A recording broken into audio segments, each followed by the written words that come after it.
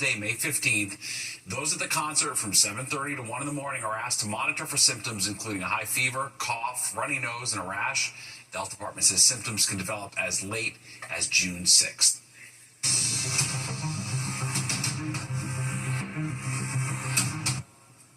Well, there's another deadline looming in the congestion pricing battle. Tomorrow is the latest date given as an ultimatum from the feds to Governor Hochul. Okay, this comes as a new poll is revealing what New Yorkers think about the fight to keep the gantries live and charging drivers. Fox 5's Arthur Chen is live on the Lower East Side tonight with the latest. Arthur.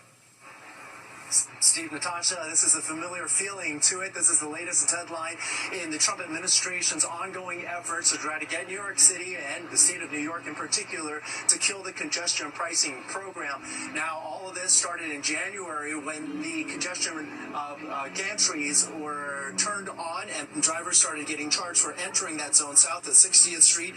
There have been, if you have been keeping track, at least 2 such deadlines in the past made by either the President Trump himself or his Transportation Secretary Sean Duffy, and those deadlines have come with a threat of the Trump administration yanking any funding for transportation infrastructure projects across the state of New York. Now, congestion pricing, as we said, was activated in January despite significant opposition from drivers. But since then, traffic in the zone has gone down. Mass transit usage has gone up.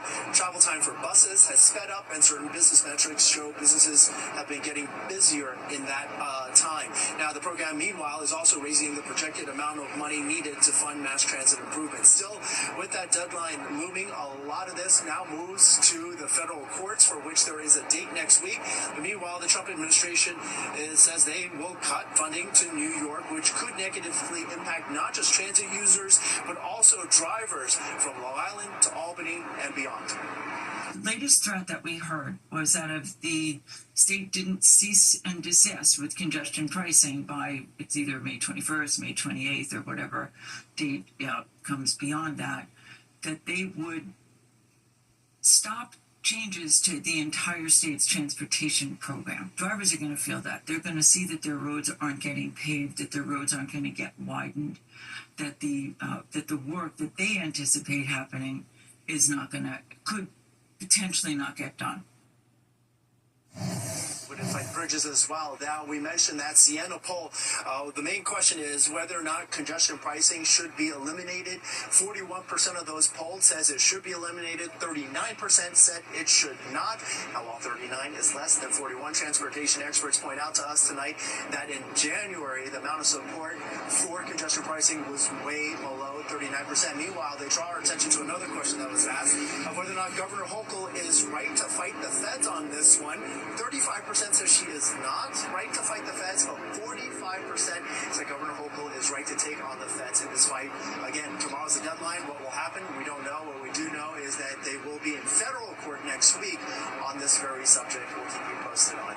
We're live at the Williamsburg Bridge tonight. Arthur Triet, Fox 5 News. Steve, back to you. Very well. All right, thanks, Arthur. And today, federal investigators boarded the Mexican naval ship for the first time since it crashed into the Brooklyn Bridge last weekend. On Saturday night, that ship was supposed to back out of Pier 17, rotate, and go forward towards New York Harbor, but somehow it just kept backing up and picked up speed when it crashed into the bridge. The Mexican government also speaking out for the first time today, seeming to put the focus on the local pilot who was brought on board to guide the ship, as local laws require, and not engine failure, as first announced. In particular, in New York, a boat needs to be under the supervision of a pilot from the port. That's approved by New York. And so, all the maneuvers the boat was making once it pulled out from the dock until the collision, that entire time it was under that pilot's control. 2 cadets died in that accident. 2 others are still hospitalized in stable condition. An attorney for the local pilot tells Fox 5 his client says he directed the boat to stop and change course, but somehow that didn't happen. All right, turning to the weather and enjoy these last dry hours. New Jersey Congresswoman speaking out after being slapped with federal assault charges. It's a story you saw breaking last night right here at 10 o'clock. Well, now we're seeing the actual criminal complaint. Fox 6 Linda Schmidt is live in the newsroom with what Representative LaMonica McIver is saying tonight, Linda. And she has a lot to say about this. First of all, this all stems from an incident that happened about 2 weeks ago outside an ICE detention center in Newark. Now, at that time, Newark Mayor Ras Baraka was charged with trespassing. Those charges, though, have since been dropped. But now the feds have decided to charge New Jersey Congresswoman LaMonica McIver, and she is calling it a political stunt. I think the charges are absurd. And New Jersey Congressmember LaMonica McIver says she will fight the federal charges. It started here, outside the Delaney Hall ICE detention facility in Newark. You can hear McIver, who is wearing a red blazer, telling ICE and Homeland Security agents not to touch her and two other Congress members who wanted to tour the facility. The video is from a body cam from one of the agents. It quickly turned into a skirmish after the group tried to prevent the arrest of Newark Mayor Ras Baraka, who also wanted to tour the facility. Now the Congresswoman is charged with 2 counts of assaulting, resisting, and impeding an officer.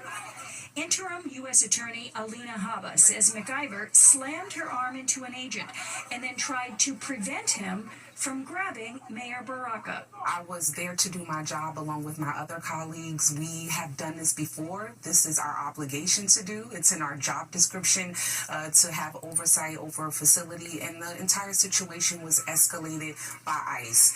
They caused the confrontation.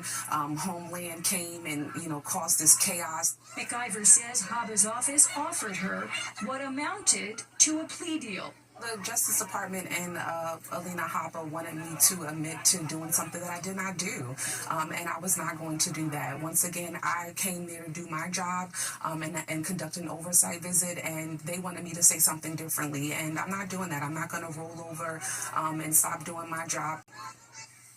Now also, Congressmember McIver is expected to make a virtual court appearance sometime tomorrow. Steve, back upstairs to you. All right, thanks, Linda. President Trump traveled to Capitol Hill today to urge GOP lawmakers to pass his big, beautiful bill.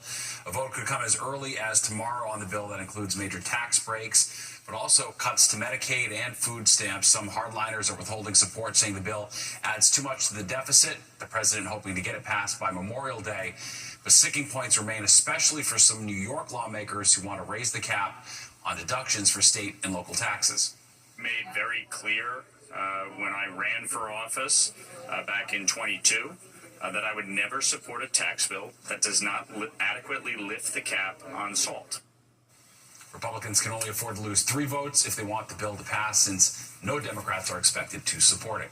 Governor Hochul is offering an apology to the Seneca Nation for abuse suffered by children at a former school on Native American lands. She was in Western New York this morning to apologize for the atrocities that took place at the former Thomas Indian boarding school.